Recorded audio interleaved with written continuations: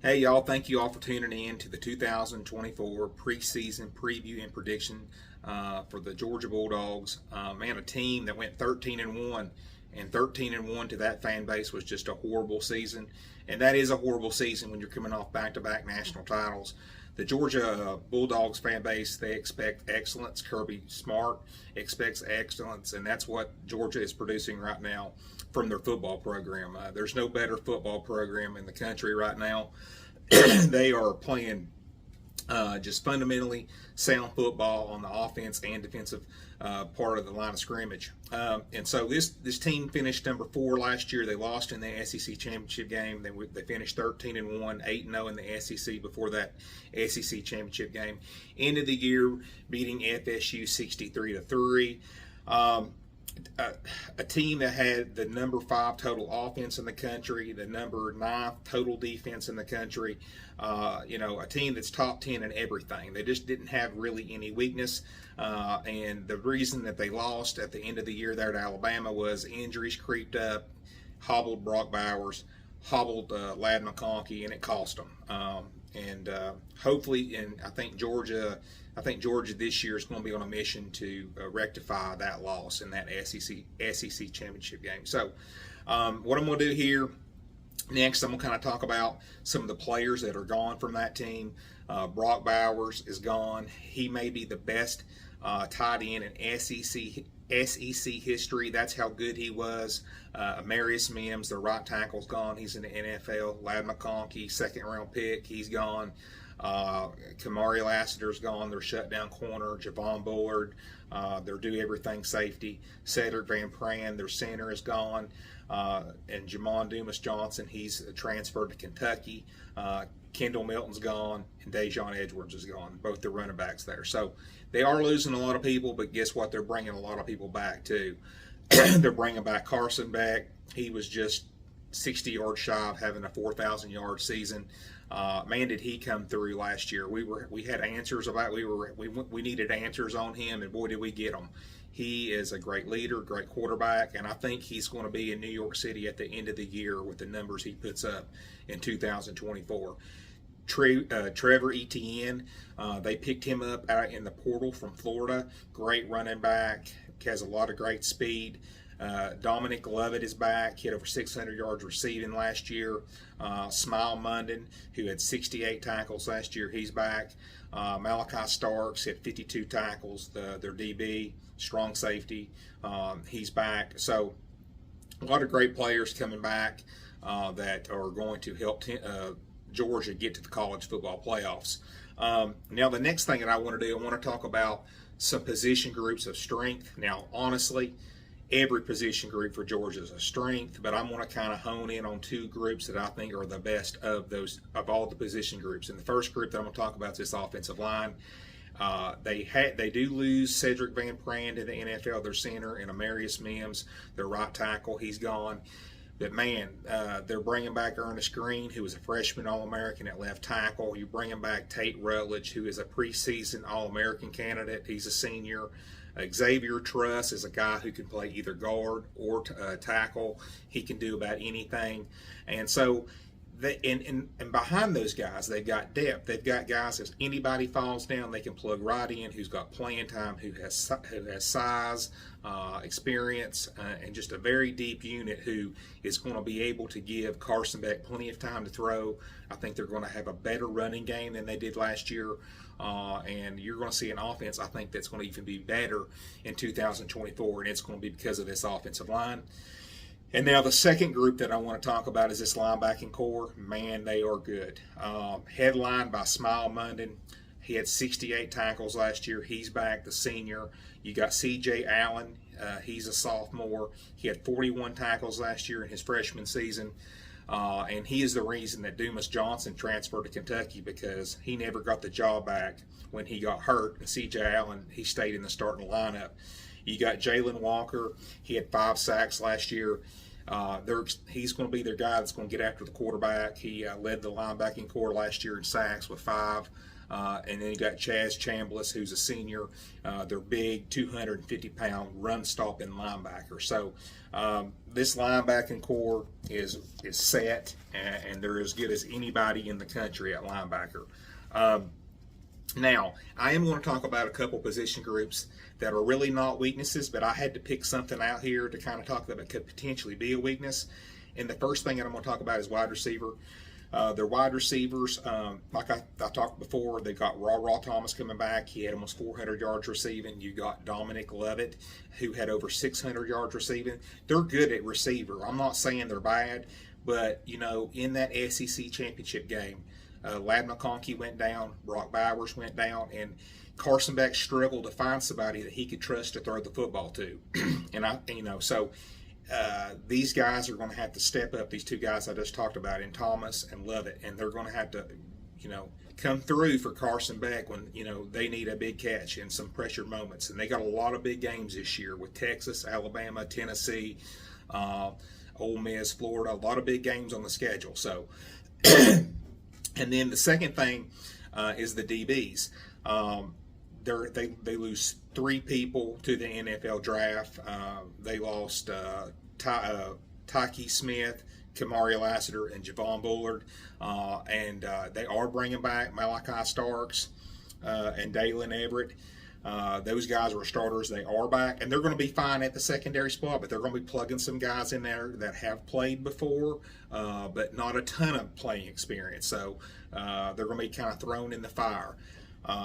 Typically, Kirby does a great job of getting those DBs ready. He was a DB himself at Georgia, and he knows how to coach those guys and how to develop those guys. But if there was just 2 things that I had to nitpick and say there was possibly a weakness, it would be those 2. So that's just how stacked Georgia is.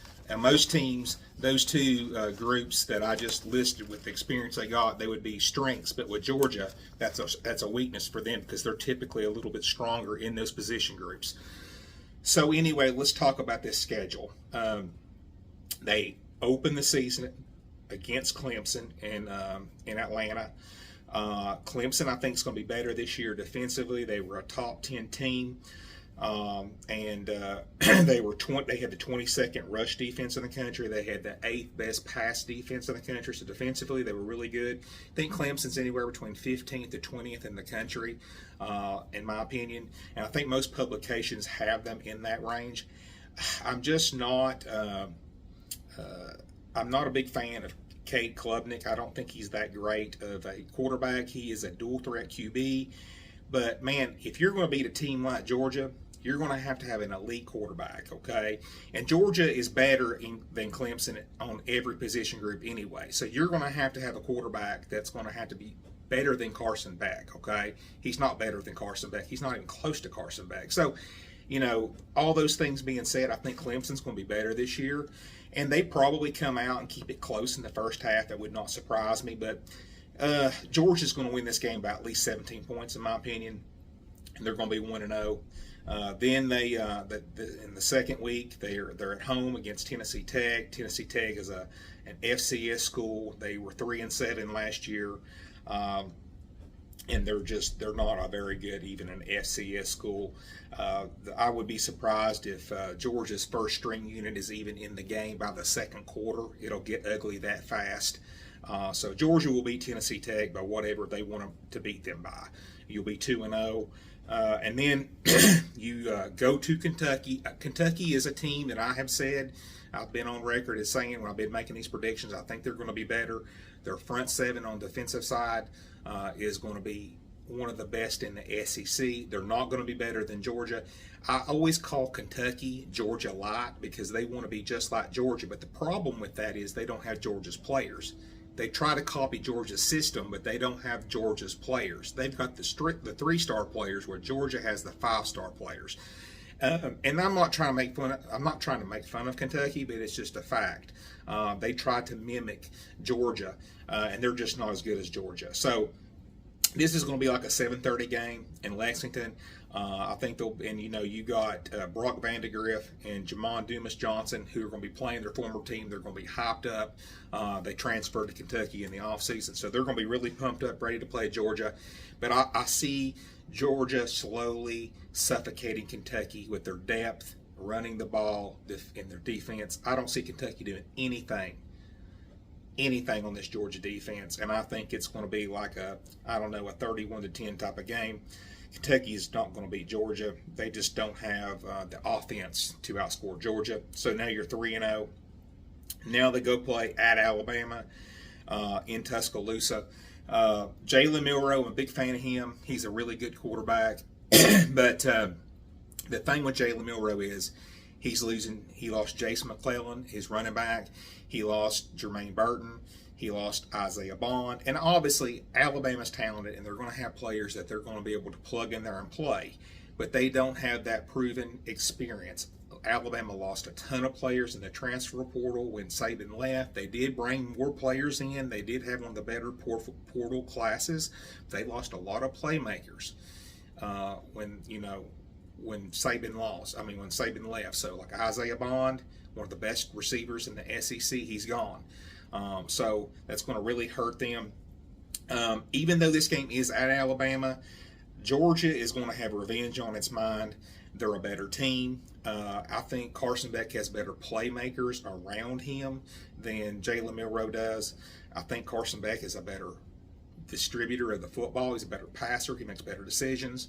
Jalen Milroe is 1-0 against Carson Beck. That needs to be said. But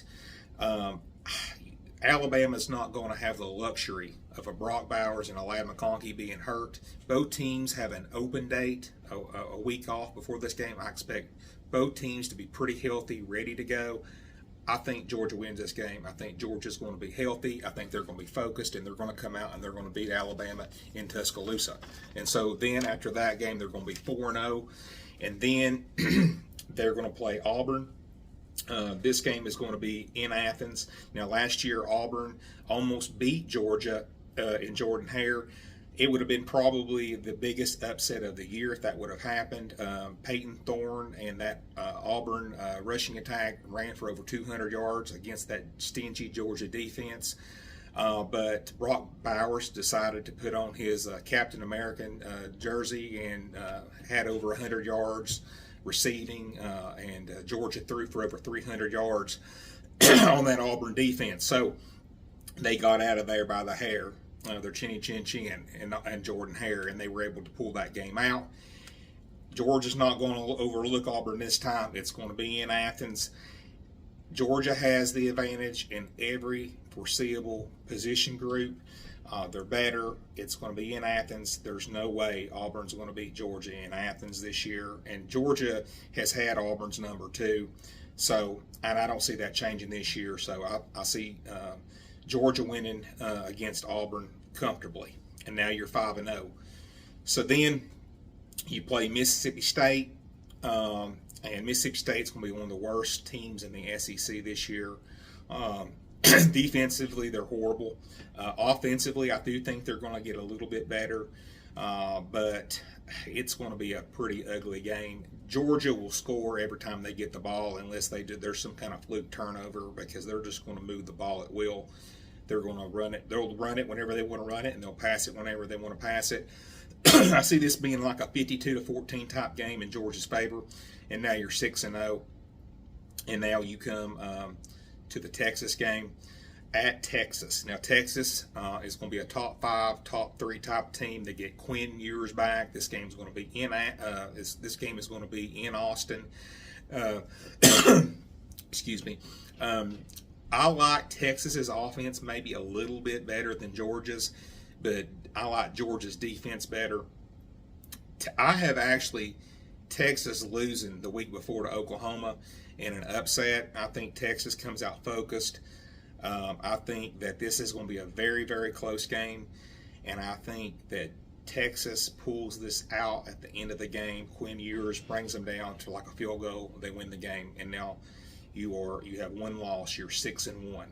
Now you get an open date, and you're going to play Florida and Jacksonville, and this will be in my opinion, this will be one of the last games for Billy Napier. He's going to be running out of time to win big games. I've said it many times, Florida has the worst schedule in the country. It's just a brutal schedule. And not only are they going to beat Florida in this game, Georgia, but they also stole Florida's best running back in Trevor Etienne. Florida does not match up with Georgia very well in this game at all. They're going to be really mad that they lost to Texas, and they're going to have an open date to prepare for Florida. And I expect Georgia to kill Florida and put just one more nail in Billy Napier's coffin. So now you're 7-1, and now you're going to play at Ole Miss, a top 10 team by most publications. Lane Kiffin has really got that team trending well. And Jackson Dart's their quarterback, dual threat guy. Great quarterback. He's got weapons around him. They lost their running back, but they've got another running back that's coming back. He ran for like 500 yards last year, so he's more than capable of being a good running back. And then defensively, they were really bad, Ole Miss was, but they went in the portal. They picked up players like Walter Nolan from Texas A&M, and that defense is going to be better. It's going to be much better than it was last year. I like Ole Miss offensively. I think they're going to put up a lot of points this year, and defensively they're going to be better. But against Georgia, I still like Georgia's defense better than I like Ole Miss's defense. It travels. And I feel like Georgia's defense is going to win this game. And I think Georgia has really no weaknesses on defense. You can nitpick a little bit at the secondary, but I think those young guys in the secondary are going to get better every single week. And that Georgia defense, as the year goes on, is going to be better and better and better. I feel like the Georgia defense is going to win that game at Ole Miss. And now you're going to be 8-1. You come back the next week. You play at home against Tennessee. Tennessee's a team who I have also in the college football playoffs this year. I think they're a 10-win team. Tennessee has not played well against Georgia the last 4 or 5 years. It's been very one-sided in Georgia's favor. I think this game is going to be much different. I think it's going to be way more competitive. Tennessee's better on the defensive line this year. There's more depth. They're better on the offensive line. They got 3 starters coming back. They got more depth there. Got a better quarterback, even though he's a freshman, because obviously Joe Milton was horrible. So we're going to have Nico is a much more accurate passer. He's a better dual threat person, and I feel like Tennessee is going to be able to score more points this year than they have in the past. I wouldn't be surprised if Tennessee scores as many as 24 to 28 points. But I feel like it's going to be a 4-quarter game, and I feel like it being in Athens, Carson Beck will make one play in the fourth quarter. That'll be the difference, or the defense will make one play in the fourth quarter. That'll be the difference. So I think it's going to be a great game, but I have Georgia beating Tennessee, and now you're 9-1. And then you finish the year off against UMass and Texas Tech, and in this UMass game, UMass is looking to win 4 games for the first time since 2018. They're on a very good team, and then they're going to be playing at Georgia. So all those things being said, Georgia's going to take care of UMass very easily, and Georgia's going to be focused because they're going to be trying to get the best seed they can for this college football playoff. They're not going to be taking their foot off the gas pedal at all. And then you close the year off against Georgia Tech. Georgia Tech was a team that kind of snuck up on you last year and gave you a much better game than you thought it was going to be. I don't see Georgia Tech, even though I do think Georgia Tech's going to be better this year. Georgia, I think, has a little payback for Georgia Tech, kind of making it a close game, and I think that Kirby is going to have a very good game plan against them, and I feel like Georgia will win very comfortably against Georgia Tech, and then we'll head into the SEC championship game, college football playoffs. But anyway, I've got Georgia going 11-1. They do have one hiccup at Texas, and I think going 11-1 in that schedule that Georgia has in 2024 is still a very great regular season. You're comfortably in the college football playoffs. and you're going to definitely be one of the favorites to win it again this year, and it's going to be because of elite quarterback play from Carson Beck, elite front seven play from your defensive front, and I feel like Georgia at the end of the day is going to be there and be one of the teams that's going to be playing for a college football championship. So anyway, guys, thank you for tuning in to this preview and prediction, and stay tuned because I've got more predictions coming on the way of more SEC teams. So anyway, you guys have a great day. Thank you.